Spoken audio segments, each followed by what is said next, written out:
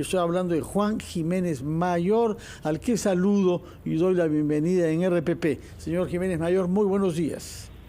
Buenos días, muchas gracias por la invitación. Bueno, sabemos que cuando se alejó de la política cotidiana y activa, se dedicó usted a la lucha contra la corrupción. No sabemos bien por qué será, nos lo dirá después. Fue nombrado incluso a la cabeza de una comisión totalmente excepcional, internacional, para luchar contra la corrupción en Honduras. Y eso terminó mal por relaciones difíciles con la Secretaría General de la OEA. Ha vuelto usted al Perú y ha publicado hace poco justamente un libro sobre la legislación peruana y la corrupción. Por eso lo hemos invitado, para que nos diga qué es lo que parece que está moviéndose en el fondo de esta crisis en la que salen personas, pero no sabemos si llegarán nuevas formas democráticas e institucionales. Bueno, muy compleja la pregunta.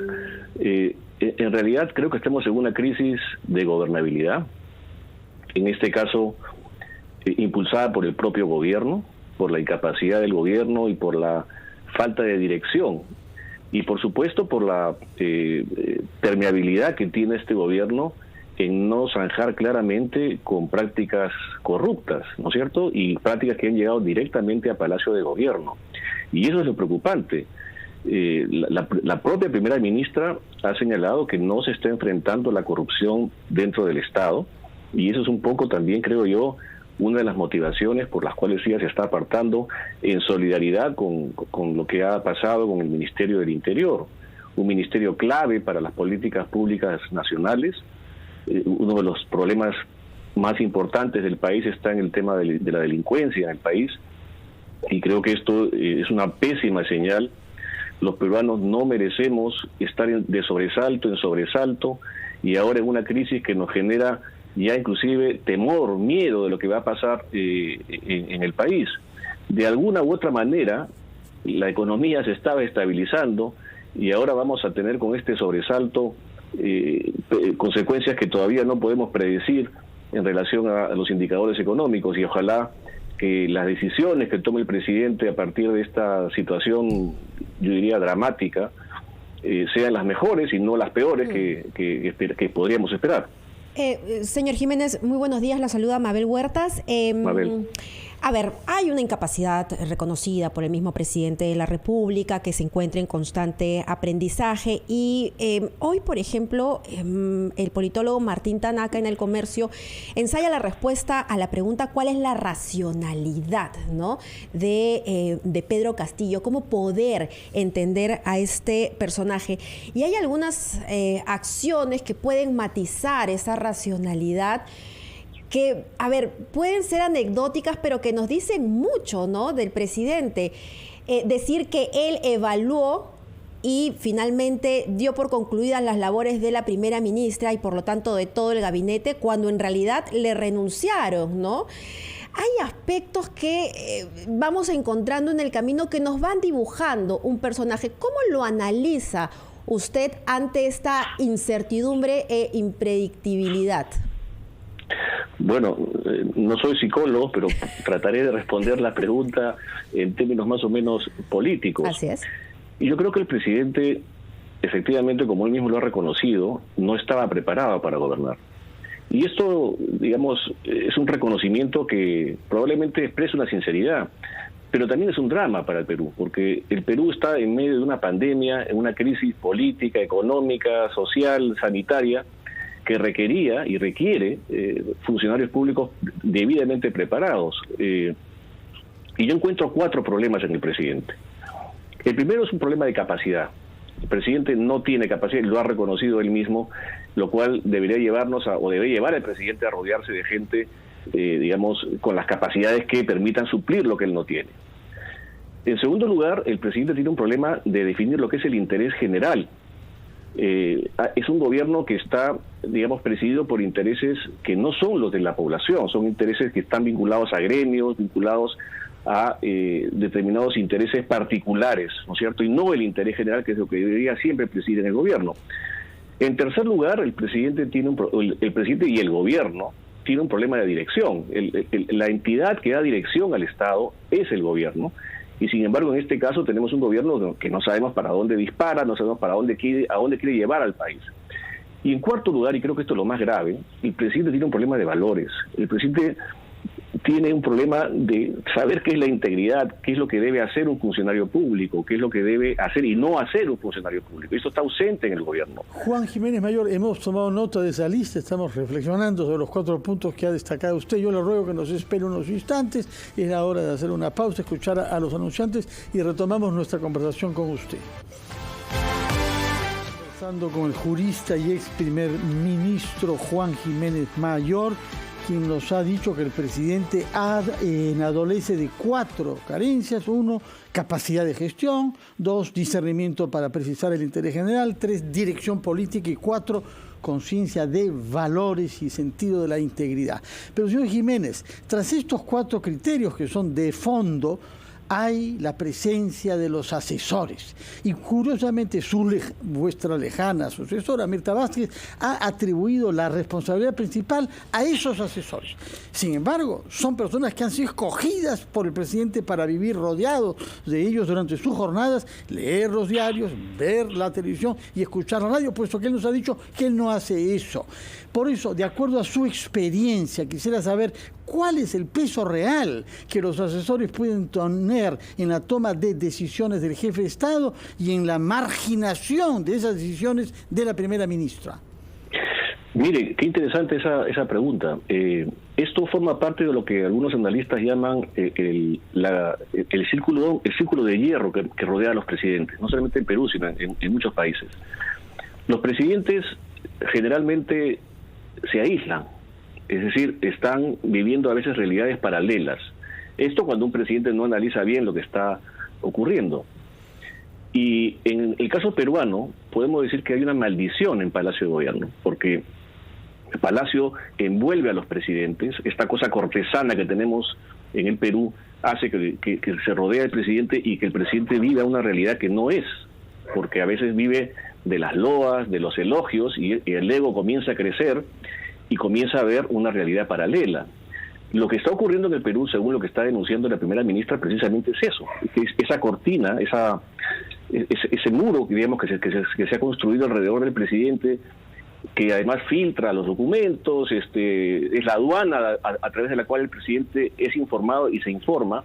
Lo que está haciendo es debilitar lo que nosotros llamamos el alto gobierno, o la OCDE llama el centro del gobierno del Perú.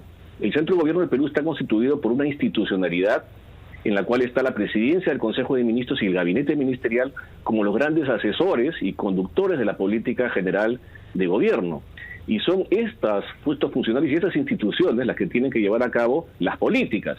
Entonces no podemos depender de un gabinete de asesores. Ahora, ciertamente en las presidencias en el mundo, los presidentes tienen también sus cuerpos de asesores, sus gabinetes técnicos, que pueden también ayudar a que se puedan determinar estas políticas.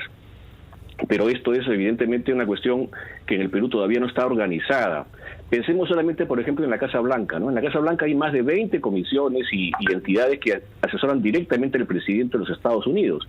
En el Perú tenemos un despacho presidencial absolutamente disminuido, con un pequeño gabinete que en este caso parece que ha cobrado mucha notoriedad por las funciones que están desempeñando de sustituir a los ministros, pero esto creo que no es lo apropiado para el Perú si no está organizado debidamente.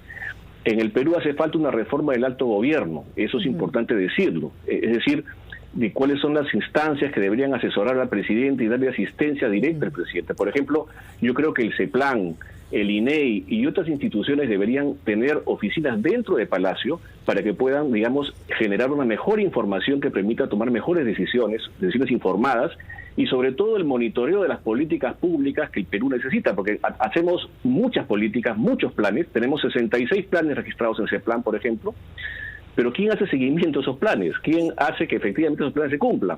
Entonces, señor Jiménez, mientras eso sucede, mientras pensamos en cómo reforzar o rescatar nuestra institucionalidad, ¿cuál es la salida hoy? ¿Cuál es la salida? Porque dependemos un poco de la voluntad de una sola persona, que es el presidente de la República, y Dios quiera que pueda ser iluminado, ¿no? Sin duda, y el presidente se está jugando una carta también importante de su propia gestión. De lo que decida con este gabinete, creo yo, el presidente se está jugando la permanencia en el gobierno, y creo que la mejor decisión que podrá tomar el presidente es la prudencia, la más prudente. Es decir, tratar de convocar a un primer ministro o una primera ministra convocante, dialogante, una persona que no genere anticuerpos, una persona que pueda además generar la confianza, que es lo que se está perdiendo y se ha perdido en el caso del presidente Castillo. Y esto es muy lamentable, porque a los 6 meses de una gestión, esta pérdida de confianza del presidente es notoria y es muy nefasta para el país. Esto va a afectar no solamente el sistema político, va a afectar la economía, va a afectar su relación con la población. Yo no sé, por ejemplo, qué ocurrirá hoy día en el Estadio Nacional, hablando de fútbol y política. Bueno, deseamos todas cosas positivas. Pero yo quería preguntarle sobre un tema que es el tema quizás más importante en las renuncias, que es la corrupción. Usted se ha vuelto un especialista en eso, ha escrito sobre eso y ha dirigido una comisión internacional de la ONU sobre el tema, o de la OEA. Explíquenos, por favor. El presidente Castillo dice que en nombre del pueblo hace 200 años ha habido corrupción, con él eso se acabó, y lo que estamos viendo es lo contrario, es la persistencia de las viejas prácticas. ¿Qué nos falta hacer? ¿Qué se puede hacer? ¿Qué políticas públicas recomienda usted para que estemos protegidos frente a una tentación demasiado grave de nuestros dirigentes políticos? Bueno, hay muchas cosas en ese sentido, Fernando. Sin duda alguna, la primera debería ser el ejemplo, ¿no? El presidente es el primer funcionario de la nación y el que debería dar el ejemplo a todos los funcionarios públicos del país de cómo conducirse en la gestión pública. Y desafortunadamente el presidente no ha hecho un deslinde claro de prácticas inadecuadas, prácticas corruptas, digamos, que han ocurrido en su entorno directo.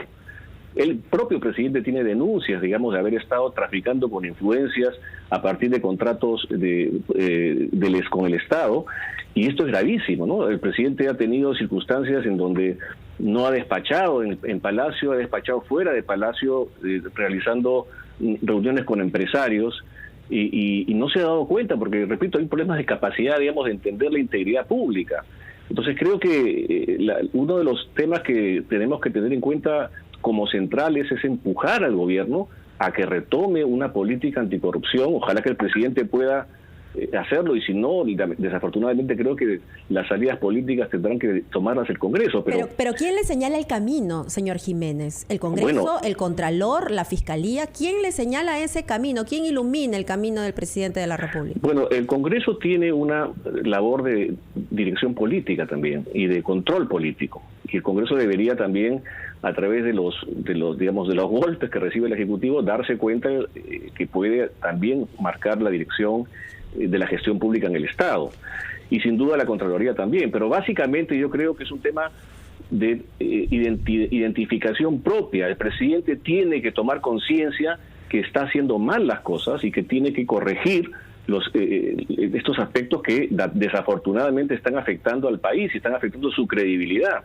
Entonces, si esto no se soluciona, creo que las salidas políticas serán las que marquen finalmente la pauta en este proceso en el país. Muchas gracias por sus explicaciones y por poner su experiencia al servicio de darnos un poco de optimismo sobre la salida a esta crisis política. Muchas gracias, doctor Juan Jiménez, mayor ex primer ministro.